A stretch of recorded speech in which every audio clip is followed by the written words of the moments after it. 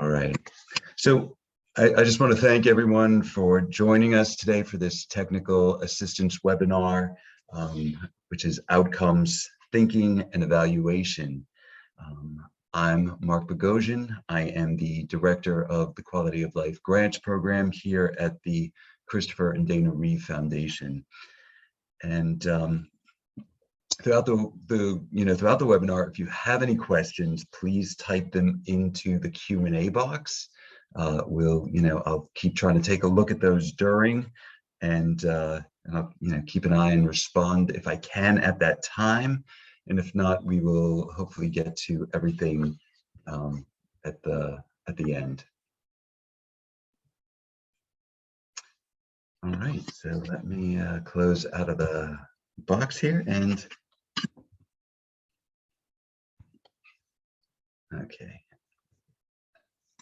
great. And here we are. So we are December 15th, and this is the Outcomes Thinking and Evaluation webinar. Before we do begin, I just want to acknowledge that the Christopher and Dana Reeve Foundation's National Paralysis Resource Center is supported by the Administration for Community Living, which is ACL, which is part of the U.S. Department of Health and Human Services. And as part of that, this financial assistance award that the Reeve Foundation receives, that totals about $8.7 million, and 100% of that funding is through ACL and the Department of HHS. And I just need to say that the contents of these slides, do not necessarily represent the official views or endorsement of ACL. But I just want to talk a quick little bit about the National Paralysis Resource Center. And we provide deeply needed information, programs, and individualized support and assistance to the over 5.3 million Americans that are living with paralysis. And if you'd like to learn more about all of the services that we offer, please visit our website at www.christopherreeve.org, and we will have that website up a little bit later. So just a brief overview of what this session is going to be today. I'm hoping that we're going to be able to share some insight, tips, and pointers on how to shift your organizations or your projects focused from activities to outcomes. And as we go through this, I'll share some of my own struggles with this early on in my career. Thinking that, oh, if I'm doing something that's an outcome, then learning that, oh, that's actually an activity. So we'll hopefully be able to also look at the differences between the various aspects of inputs, activities, outputs, and outcomes, along with definitions of each and examples of each. We will hopefully be able to develop a framework for tracking the outcomes and also the impact of your work. And we'll talk a lot about why this is important, the impact of your work. And we will hopefully successfully articulate that impact to funders and other stakeholders. And that's to me a really big reason for doing all of this, as in addition to using outcomes-based evaluation to tell a more in-depth, rich, and impactful story that really highlights the success of your work and your organization. And when I think about all of this, I just think that we need to learn to think in terms of outcomes, in both outcomes thinking and evaluating those outcomes. And this is really about measuring changes. So outcomes are about measuring changes, and it lets you know if your program is being successful or if it was successful. And the idea behind it is that if you can measure it, you can prove that you've provided results and that you've produced results, and the changes that you've proposed to have happened have happened. So we'll get into a lot more depth on all of this. So outcomes thinking, we need to think with the thought, or we need to start with the thought of, what am I seeking to achieve? Um, Outcomes are all about measuring change. And it, again, as I said earlier, it really does. It lets you know if your program was successful, if your program is on track. And the thing that we need to do when we think about outcomes is, and this whole, thought of, what do I want to achieve? We really need to start, at the beginning. And we need to really establish these ideas about the program and the project. And, what do you want your members? What do you want your stakeholders? What do you want the people that you serve to get out of it? So it's really about using a different lens for looking at things.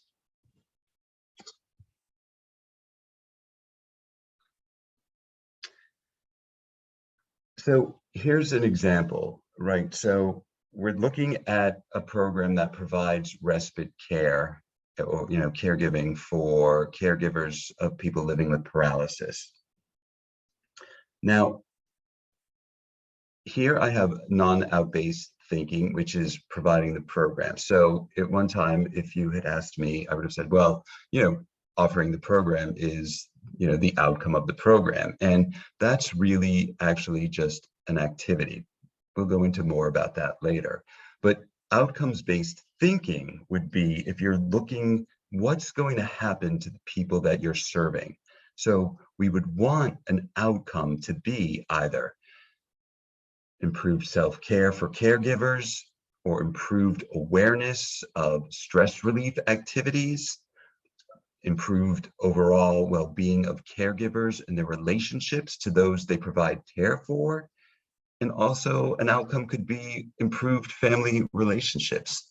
We'll talk a little bit, obviously, more about this, but this is just an idea of how to really think about that first change in perception, and kind of changing that lens from thinking, what an actual outcome could be. So outcomes-based evaluation is the measurement of results. And it looks at the benefits, the impacts, and the changes to the people that you serve as a result of your program's efforts. So during and or after their participation. So you can be checking these things throughout the project to make sure that you're on track, to make sure that they are meeting certain benchmarks, and then obviously at the end to see if they've reached those outcomes that you've proposed. So it tells if a program is being effective in meeting its objectives or its goals. It also lets you know, did the program work? This lets you also adjust the design, the program design, if the results aren't working. So it really allows you to make the program much more effective as well. And outcomes thinking and evaluation is often described first by looking at its basic components. And these components can all be seen together as a system. And the components are inputs, activities, outputs, and outcomes. And each one really informs the next. And all of these lead to impact. And so now we can really get into some definitions. So inputs, these are the materials and resources that your organization or your program uses. Now, this could be people, and it can be your staff or your volunteers. It could be the facility that you're in. It could be any of the equipment that you use, the technology that you use. It could be money, it could be funds put into the program, and it could also be time, the number of hours, etc. Inputs ensure that it's possible to deliver the intended results of the project.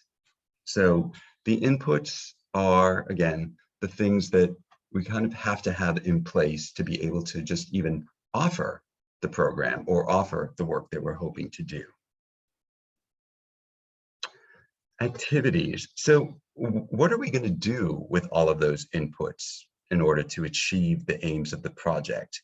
So the focus for these is pretty much on the organization or the program itself, and not so much on the actual changes in the client. And again, I think I mentioned in the very beginning that really the outcomes are about the changes to the person receiving the services. So these are actions that are associated with delivering the project goals. And again, the focus is on the organization or the program and not so much on the actual changes in the person. And these activities could be, they could be anything. And here are just, a few examples. They could be a peer support meeting, a wheelchair clinic, or the therapeutic horseback riding. And now we look at outputs. And these are the direct results of the program activities. So it's really kind of the first level of results and data. So it's not actually giving you any indication that anything has changed or benefited or impacted the people that you're serving, but these really quantify the project activity. So these are the units of service, or the number of people served, or the numbers of materials that were produced and developed. They indicate if a program was delivered to the intended audience, which is often described as an intended dose. A program output, for example, might be the number of classes taught, or meetings held, or, as we said here, materials produced and distributed, program participation rates, demography, hours of each type of service provided. And again, these are really first level results. So it's kind of like a reportable snapshot, the number of attendees, or the number of people served, or the number of new sports wheelchairs that were purchased, or the numbers of clinics or programs that were offered. So, in looking at this, if you were writing, a response down to what your outputs were, you could say, we served 100 people living with paralysis, or 100 participants attended the program. We distributed 5,000 emergency preparedness plans. We could even look at employment. 7 people received full-time jobs, or 10 people graduated from the program. So again, it's really a first level of data that you're going to be taking before you start looking at what your outcomes are.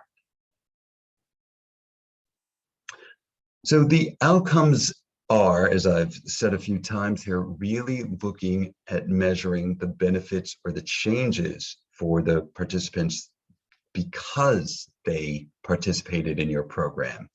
And these are usually expressed in terms of knowledge and skills, behaviors, attitudes, beliefs, values, conditions, and status. So, we could look at something like increased independence, increased self-reliance, increased knowledge of the adaptive sport that you were offering, or improved health. You could look at something like cardiovascular output. It could be tangible employment. It could be measurements, and I'll go through a whole list of measurements later. It could be, decreased feelings of social isolation, or improved caregiving skills, or improved quality of life happiness. So these are changes that occur, as I said, as a result from the services that you provide. And an example that I don't think we really have with us, but, an example would be, customer satisfaction increased by 25%. Or it could be the number of graduates who got a job and kept it for a particular period, thereby improving their economic status. So, and I think I've said this a number of times, the outcome is really the change that has occurred because you've offered your program. So it's measurable and it's also time limited, although it may take a while to determine its full effects. So let's look at some examples on the next slide. So looking at improved family relationships, and we're going to look at this through the lens of the earlier example that I gave of a respite caregiving program for caregivers and people living, for caregivers of people living with paralysis. So, we see that that's what the program is, a respite caregiving program. The activity that you were offering was providing a 10-week mindfulness-based stress reduction class. The output was that 100 caregivers enrolled, but the outcomes were, and let's say you decided at the beginning of your project that you wanted improved family relationships to be the outcomes of this project. And, here are some examples of what they could look like. 85% of the 100 caregivers enrolled reported increased knowledge of the triggers that would leave them feeling stressed. And that's a really great output. 75% of those people that reported that also reported changing their behavior based on recognizing those triggers. Now that is really a way that changes a whole dynamic. Another outcome would be 92% reported a better relationship with the person they care for as a result of participating in the project. Again, well, I haven't said this yet, but I always think this, I do put these big numbers in here, and it doesn't have to always be 85%. It could be a program that you're just starting and you want to, to do 15% of the people report an increased knowledge. That could be a significant increase based on who you're working with.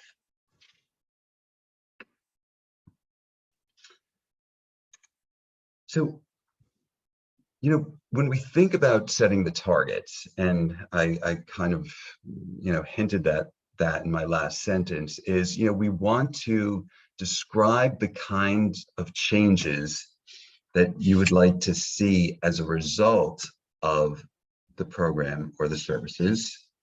You also want to describe the degree to which the participants will change. So, how much, how long. You also want to be able to estimate the number of participants that will change and the nature of their change. So these are numbers, the number in percent of participants that you want to achieve the outcome. And again, this could be, you have 20 participants served, 15 will, whatever that outcome is that you want. And that's where you kind of can list the behavior or condition change, and also by degree. You can, 15 will do this, or, by 75%. So I think I also mentioned this early on, we don't just want to wait until the end of the project to do this. We want to be able to set up some of these benchmarks and milestones along the way. It could be every month. It could be every 3 months. It could be every 6 months.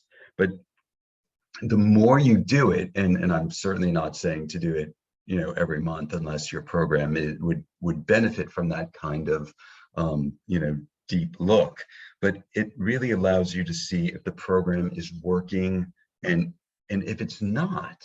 And I always say, I think we learn more from when a program isn't working, because then we learn how to make the changes, how to fix it to really to make it more successful. And I think that's where a lot of learning takes place. So evaluation tools, and we'll definitely go a lot deeper into these. You know, you'll hear people always talk about quantitative and qualitative. And so, you know, quantitative measures are, you know, how many, how much, how big. And qualitative are more intangible things like awareness or attitude or appreciation. And we'll go into these a little more in depth on the next slides, on the next few slides, actually.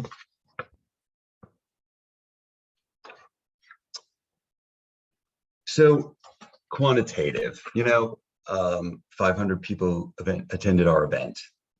200 people got jobs as a result of this program. Again, those are outputs, you know, or, you know, self-reported happiness improved by 20%. That's an outcome. And what are some evaluation tools that we can use, or and specifically quantitative evaluation tools that we can use? And, you know, we can do head counts, you know, how many people have attended, or we can do testing, you know, pre the program to see how the attendees are feeling, during the program to see if there have been any changes or shifts, and then at the end to see if they've had any changes in, you know, either feelings or stress or whatever it is that we're looking to test them on. Data analysis, you know, what percent of people who attended your program either graduated or became employed. You know, data can be used in so many ways, and I'll show a few examples at the end of this as well. You know, or comparison, you know, and this could be very simple. You know, how many people came to the event before your outreach project, and how many came after? So let's look a little bit at the qualitative. You know, and these are, you know, always a little harder to get at. You know, participants will become more aware of the importance of exercise in maintaining good health, or participants will become more aware of how adaptive sports equipment can allow them to participate in sporting events, or caregivers will benefit from stress reduction tools such as yoga or mindfulness-based stress reduction. And, you know, we can do this through surveys, through observation, through case studies, focus groups, and interviews. And, you know, I like to think about all of the different tools that can be used here. And, you know, you could use a tool like the quality of life assessment or the quality of life scale, which would, you know, ask people to, you know, a question like, you know, how would you rate your mental health over the past 4 weeks? And, you know, the responses could be poor, fair, good, very good. Or, you know, how would you rate your physical health over the past 4 weeks? And again, it could be poor, fair, good, excellent. You know, you could also use a perceived stress scale, you know, which 0 would be never and 4 would be very often. And, you know, a question like that, you know, from a perceived stress scale could be, you know, in the last month, how often have you felt that you were unable to control the things in the important things in your life? You know, 0 meaning never to 4 meaning often. Or, you know, in the last month, have you ever felt nervous and stressed? Again, a 0 to 4. Or you could also create your own Likert scale, which would be is a type of rating scale that's used to measure attitudes or opinions. And, you know, with this scale, respondents are asked to rate items on a level of agreement. You know, I strongly agree, or I disagree. I want to share with you, we just actually got an incredible report from the University of Alabama, and I just want to, they used 10 different evaluation tools in their last report. And I just want to share with you what they are. And if anybody, wants to learn more about these, please reach out to me afterwards. But they use the grief and loss scale. They used the emotional distress depression, which is a short form B scale. They used perceived stress scale. They used an impact of event scale. They used meaning and purpose, which is part of an NIH toolbox item bank.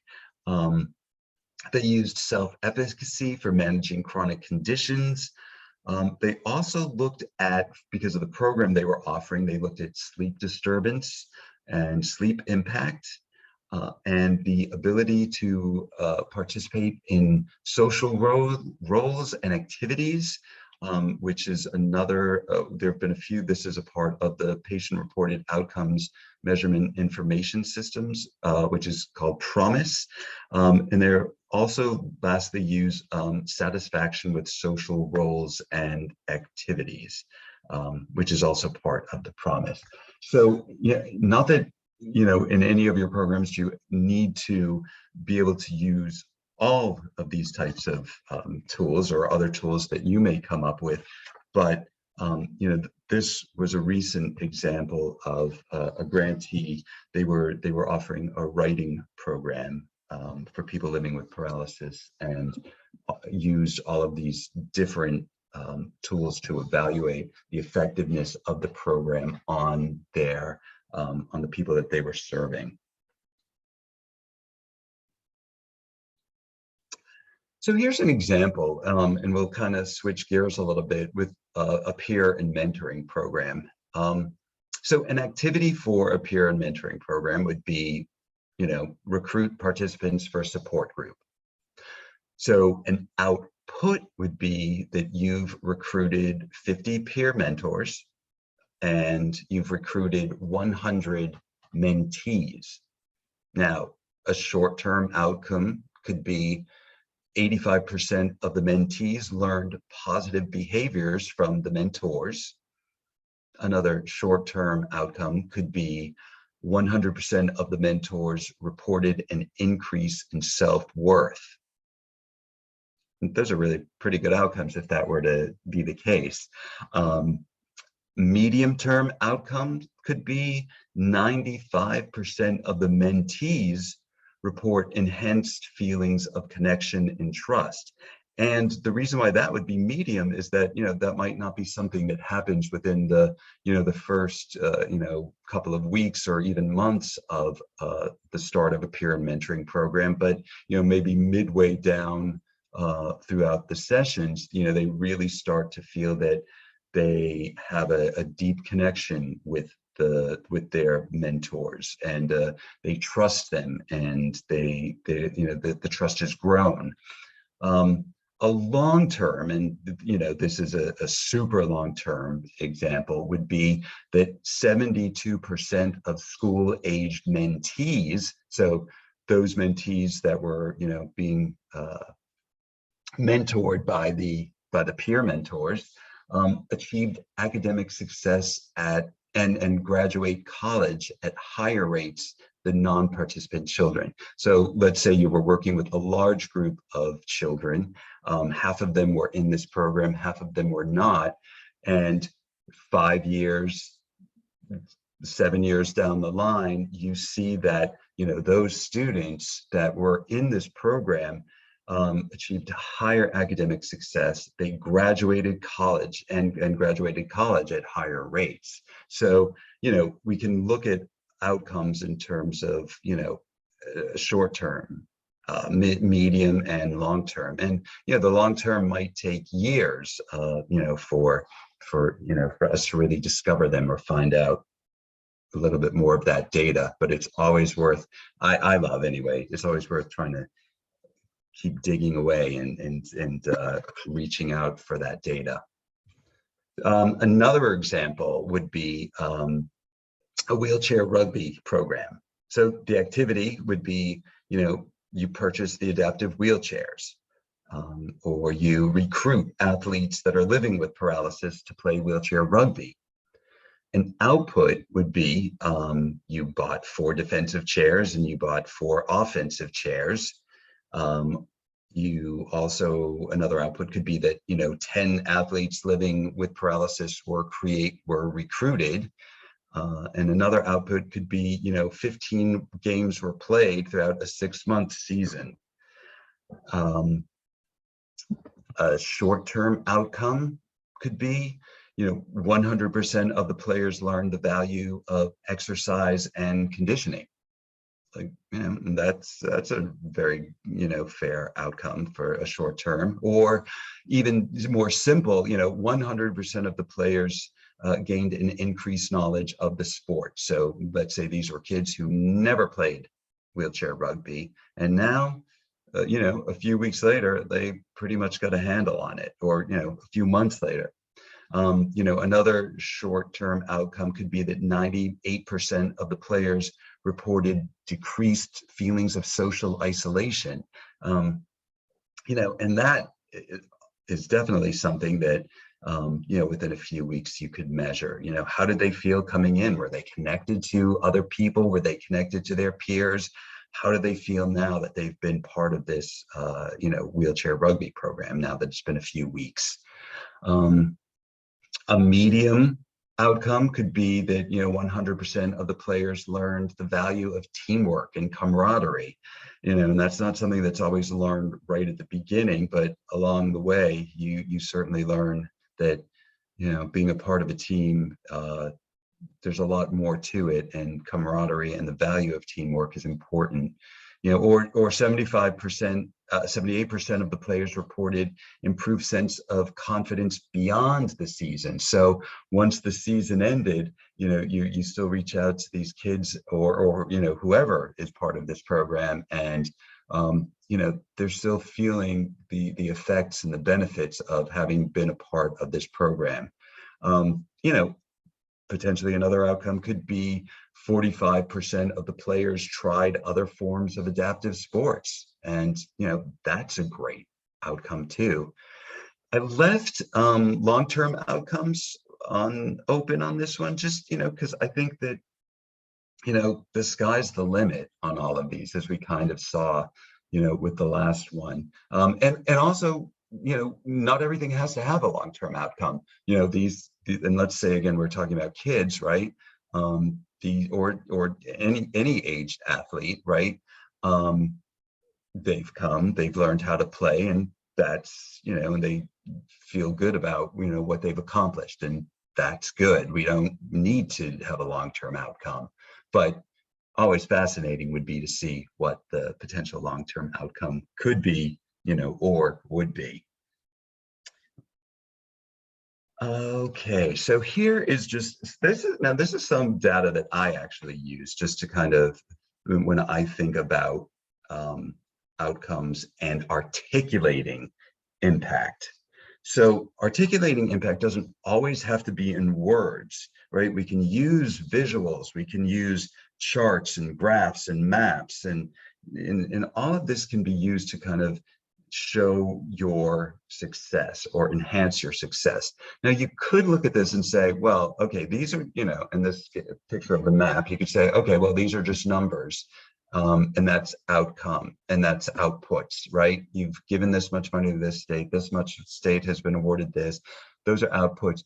But I can look at this and I can say, okay, I want those states that are in the lower numbers, that are in the yellow. How do we, what's an outcome that I could design around better outreach to programs in these states? So that's a way of using this as a tool to better my outcomes. Or, I could say, 4 years ago, my map didn't look anything like this, and I now have certain states that are in the red and in the blue, at over $1 million worth of funding. So, we can gauge things like that. Another example, let's say, is up here in the right-hand column, communities awarded. And these are really, for me, this is all about underserved populations. And these numbers are really just looking at last year alone. But when I look at this and I see, okay, low income and poverty populations, 17, almost 18%. But as I look over on the left, even, if I look at ethnic minorities or rural residents, LGBTQ populations, or indigenous or tribal communities, I can use this to say, okay, I want to do better in my outreach for next year. How do I go about that? And how do I design these programs to reach those communities that we want to serve, these underserved communities? So again, you could look at these and say, okay, well, these are outputs, these numbers, but we can then use them to articulate outcomes. And the one at the bottom I'm just showing as an example of the numbers of applications that have been received over the numbers of years and the numbers of applications that have been awarded. And you can say, okay, so what does that tell you? And we could put many outcomes kind of gleaned from this and looking at this and saying, okay, well, my goal for 21-22 is I want a 15% increase in either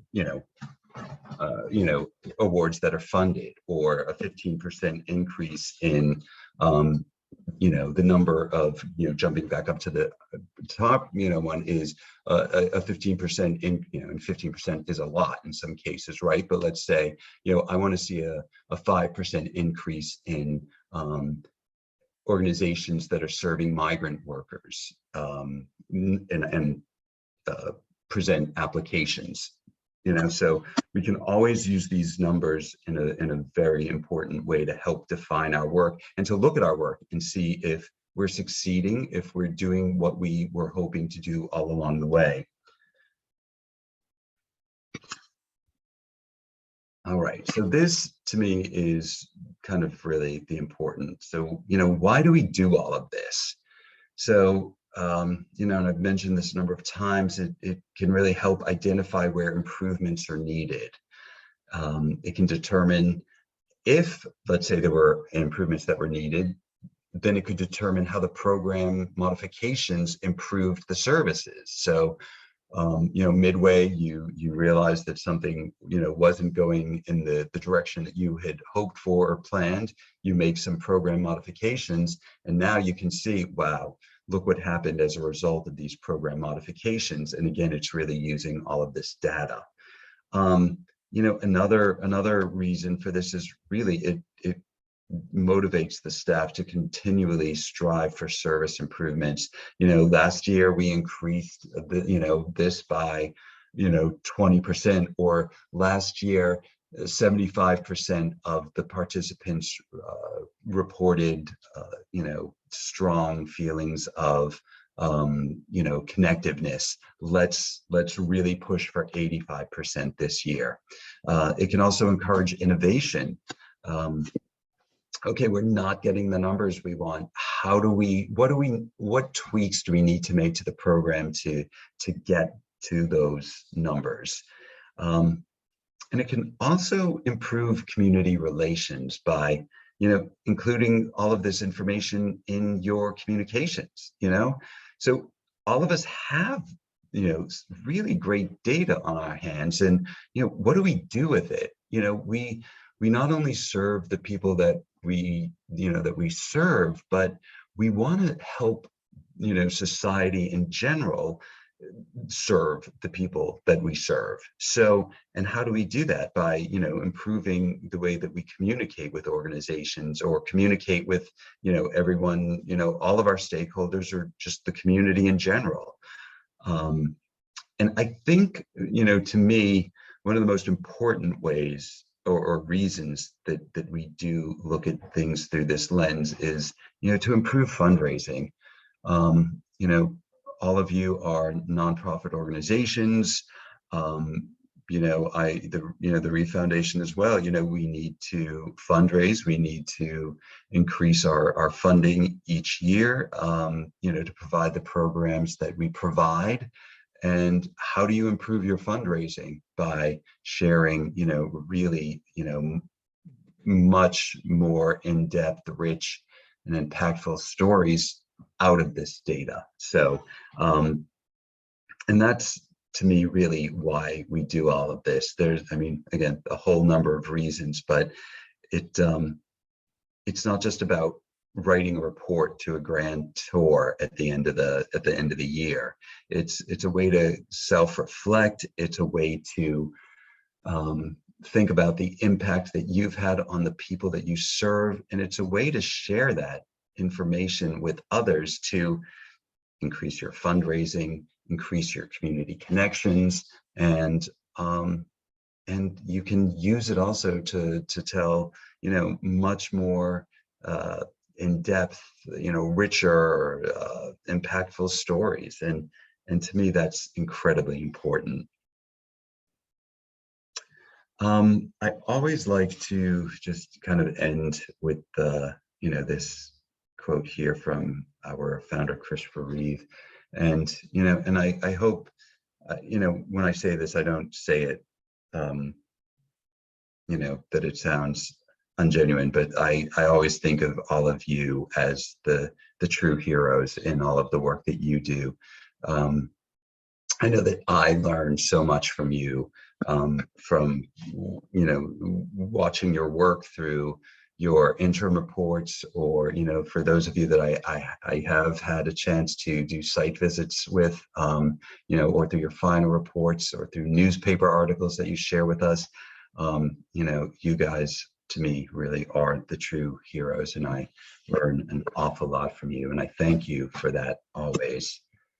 And then lastly, I just, I think I really only see one question. I will say there was a question earlier, and I don't know if Paul is on, Paul from Chesapeake. But I think the question that Paul asked was a much more kind of in-depth question. So Paul, if you're on, I'd love to talk to you about that, kind of off, whatever that term is, offline. So I'm just going to look here. Can outcomes only be assessed via survey evaluation? No, not at all. And I, I think that, again, observation could be a great outcome.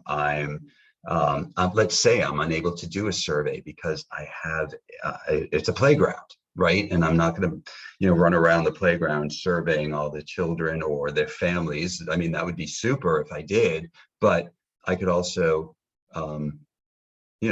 observe, right? And say, oh, wow, not only are children using the adaptive equipment on the playground, but the increase in, children playing together, children with disabilities, children without disabilities, how accessible is the entire playground? So yeah, there's a whole lot that you can use. And, some of the other examples I gave were, even a case study, kind of writing the story about it and just kind of sharing little data and facts from the community or so, or from what you're learning by putting on this project.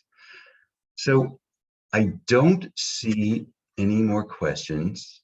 So with that, I will just say thank you so very much for for joining me and for hanging in here with me today. If you have any questions, my email is here, mbogosian@christopherreeve.org, and I'm always, more than happy to, to talk with all of you.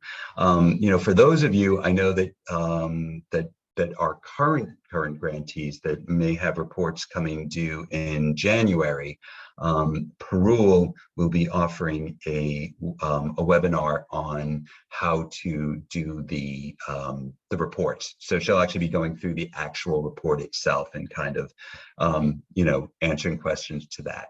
and kind of going over that with everyone. So thank you, everyone. If you have any questions, please feel free to reach out to me by email. And thank you all so much for your time today, and have a great rest of the day. Bye.